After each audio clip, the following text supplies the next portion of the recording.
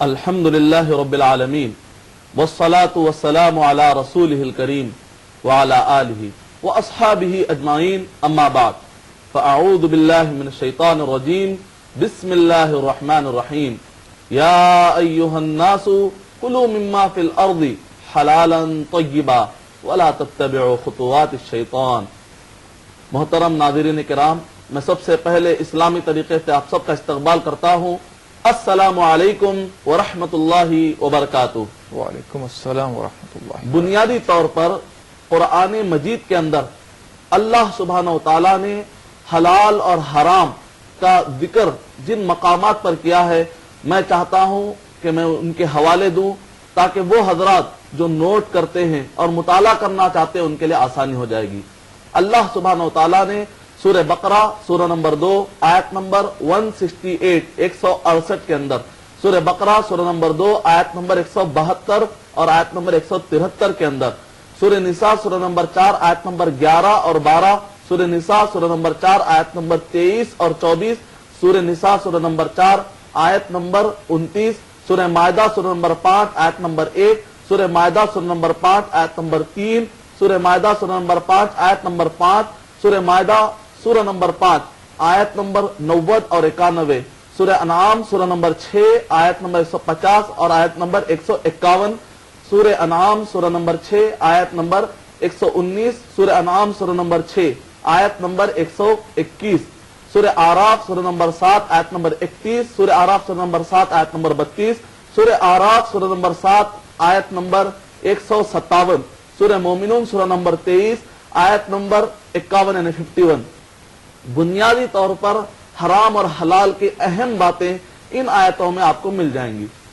تو جب ہم ان کا مطالعہ کرتے ہیں تو اللہ سبحانہ و تعالیٰ نے سورہ بقرہ سورہ نمبر 2 آیت نمبر 275 سے لے کر 280 تک اللہ سبحانہ و تعالیٰ نے مثال دیتے ہوئے کہا وَأَحَلَّ اللَّهُ الْبَيْعَ وَحَرَّمَ الرِّبَا۔ تو اللہ سبحانہ و تعالیٰ نے پہلے حلال کا ذکر کیا اور ساتھ میں اللہ سبحانہ و تعالیٰ نے حرام کا ذکر کیا۔ سورہ بقرہ سورہ نمبر 2 آیت نمبر 168 میں اللہ سبحانہ و تعالیٰ نے یا ایھا الناس کہا، مسلم نہیں کہا بلکہ سارے لوگوں کے لیے ضروری ہے کہ وہ حرام سے اپنے آپ کو بچائے کیونکہ اس کے اندر کوئی انسانوں کے لیے فائدہ نہیں ہے۔ یہ اہم باتیں اللہ سبحانہ و تعالیٰ انسانیت کی ہمدردی کے اللہ سبحانہ و تعالیٰ نے حکم دیا۔ ماشاءاللہ، بہت خوب۔ مدنی صاحب، سب سے پہلے میں آپ سے ایک چیز یہ پوچھنا چاہوں گا کہ اگر کسی چیز کو اللہ تعالیٰ نے حلال قرار دیا ہے تو اس کے پیچھے کیا حکمت عملی ہے، اور کسی چیز کو حرام قرار دیا گیا تو اس کے پیچھے کیا حکمت عملی ہے، تاکہ یہ بات واضح ہو جائے کہ لوگ یہ سمجھتے ہیں کہ کوئی چیز حرام کر دی گئی ہے تو یہ ہم پر عذاب نازل ہو گیا ہے، کوئی حلال کر دی گئی ہے تو یہ سے ہم کو کیا ہے ہمارے اوپر عنایات ہوئے ہیں، اللہ کی رحمتیں ہوئی ہیں۔ تو یہ جو مس کنسپٹ ہے تھوڑا سا اس کو آپ کلیئر کر دیں، بہتر ہو۔ یہ بھی بہت اچھا سوال ہے کہ حلال اور حرام کے بارے میں جنرل کیا حکمتیں پائی جاتی ہیں۔ ویسے اسپیسیفک ایک حرام چیز کو اگر آپ لیں گے تو ماڈرن سائنس آپ کو بتاتی ہے کہ واقعی اس کے اندر نقصانات ہیں، البتہ جنرل جو حلال اور حرام کا کانسیپٹ ہے اس کے پیچھے شریعت کی کیا حکمت ہے۔ تو شریعت انسانوں کے 5 چیزوں کی حفاظت کرنا چاہتی ہے ماشاءاللہ، اور نتیجے میں اللہ سبحانہ و تعالیٰ نے ایسے اصول بتائے تاکہ انسانوں کو ان 5 چیزوں سے بچا لیا جائے۔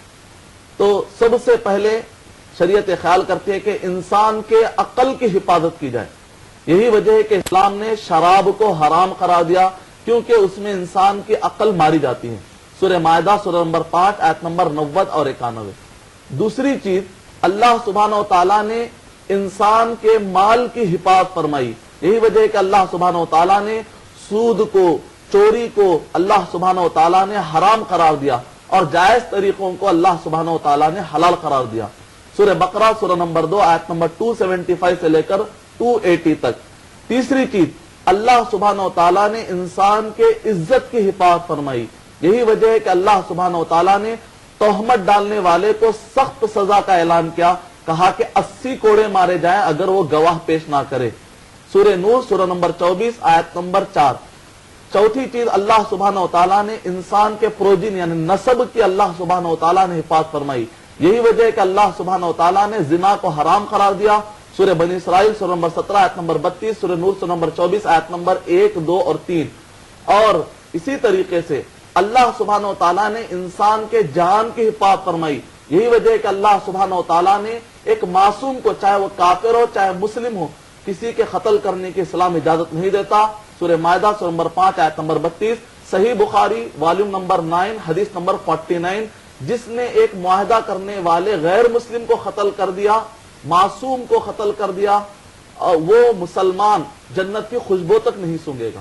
تو یہ اہم تعلیمات اسلام میں ملتے، جس میں پورے انسانیت کی حفاظت اللہ سبحانہ و تعالیٰ قرآن مجید اور احادیث طیبہ کے ذریعے سے پورے انسانوں کی حفاظت کی جاتی ہے۔ شکریہ مدنی صاحب، اس بات کو ہم جاری رکھیں گے، لیکن سب سے پہلے لیتے ہیں کالر ہمارے لائن پر ہیں۔ ہیلو، ہاں جی، السلام علیکم۔ جی وعلیکم السلام۔ جی میں مبشر انور بول رہا ہوں پٹنہ سے۔ جی انور صاحب پٹنہ سے بول رہے ہیں، بہت بہت شکریہ آپ نے کال کیا ہمیں۔ بتائیے آپ کا سوال کیا ہے؟ جی ایکچولی ایک سوال ہمارا یہ ہے کہ جہاں پر ہم پوسٹڈ ہیں وہاں میں ایکچولی سروس کرتا ہوں، تو وہاں زیادہ تر 99% غیر مسلم ہیں۔ جی تو وہاں پر اکثر کچھ ان کا کچھ پروگرام چلتا رہتا ہے، کچھ مذہبی، جی جس سے کہ کچھ ہولی فوڈ کھانا پڑتا ہے، مجبورتاً کھانا پڑتا ہے، کچھ مجبوری بن جاتی ہے۔ جی تو کیا یہ ایسا کھانا کہ اسلامک پوائنٹ آف ویو سے حرام ہوگا کہ حلال ہوگا؟ یہ میں مدنی صاحب سے پوچھتا جی بہتر، بہت بہت شکریہ آپ نے کال کیا۔ یقیناً آپ کے سوال کا جواب انشاءاللہ قرآن اور احادیث کی روشنی میں دیا جائے گا۔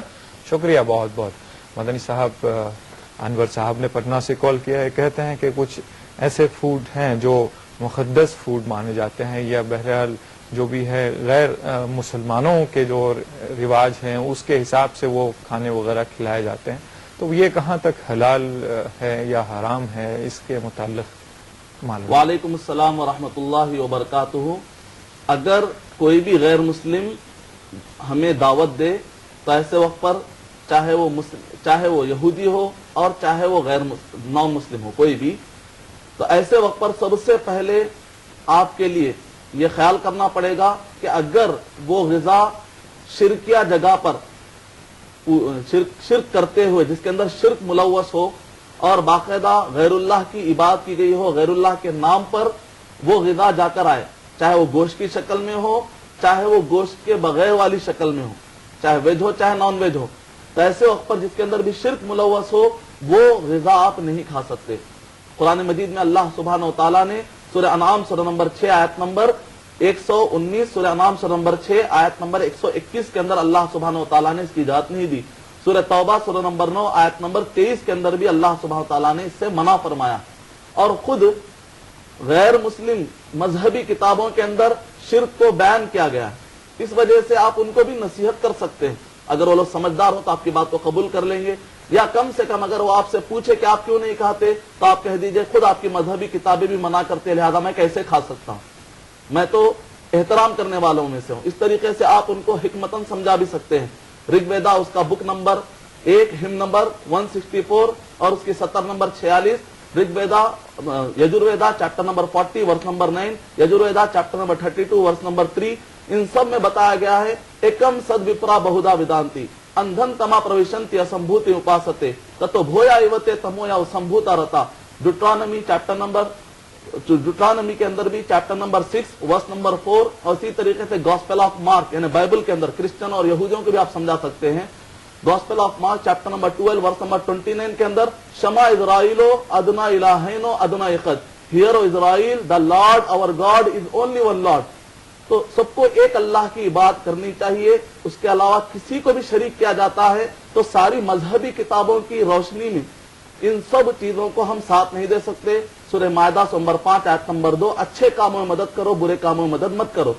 جہاں تک مسئلہ آتا ہے ایسی غذاؤں کا کہ اگر کسی یہودی نے ذبح کیا ہے، کسی نصرانی نے ذبح کیا ہے، تو شرعی طریقے سے اگر اس نے ذبح کیا ہے تو اسلامی اعتبار سے اس کی اجازت ہے۔ ان کے علاوہ کوئی اگر ذبح کرے تو پھر ان کا گوشت نہیں کھا سکتے آپ۔ اب رہا مسئلہ ہے کہ عام جیسے شادیوں کی پارٹی ہوتی ہے، خوشی کی کوئی پارٹی ہوتی ہے جس کے اندر گوشت انوالو نہیں ہوتا، اگر ایسی پارٹی کوئی بھی غیر مسلم دے تو الحمدللہ آپ کھا سکتے ہیں جب تک کہ شریعت سے نہ ٹکرائے۔ امید کہ آپ کا جواب مکمل ہو۔ ہیلو ہیلو ہلو، السلام علیکم۔ جی وعلیکم السلام محترم، کون بول رہے ہیں محترم؟ جی میں عبد الوحید بات کر رہا ہوں۔ عبد الوحید صاحب کہاں سے بول رہے ہیں؟ حیدرآباد سے۔ جی میرا سوال یہ ہے جی کہ اسلامی نقطۂ نظر سے ٹٹر بٹر اور गल फल खाना किस तरह है, हराम है या हलाल है? जी जी, आप एक बार वाज़े बता देंगे अपना सवाल? हेलो हेलो जी, हेलो हेलो, सलाम वालेकुम। जी, वालेकुम अस्सलाम व रहमतुल्लाहि व बरकातहू। मैं मोहम्मद खजा सऊदी अरब से बात कर रहा हूँ, मैं जिद्दा से। फैजान साहब कैसे हैं आप, खैरियत से हैं? अल्लाह का शुक्र जिद्दा है में साहब। सब खैर खैरियत? जी हाँ साहब, जी फरमाइए, ये क्या सवाल यूटीवी है? के तवस्सुस से हमें ये मालूम हुआ था जी। अजमेर के उरूसों में जी जो देगों में जो खाना वगैरह पकता है जी और फिर लाखों रुपए इस पे खर्च होते हैं, जी ये जायज है या नाजायज है ये? जी जी और दूसरी बात ये है जनाब, इस्लामी शरीयत में उरूस का मनाना कहाँ तक सही है? बेहतर। अगर ये बिदअत से बिदअतों को रोकने के बजाय और उसको हम उसको बढ़ा रहे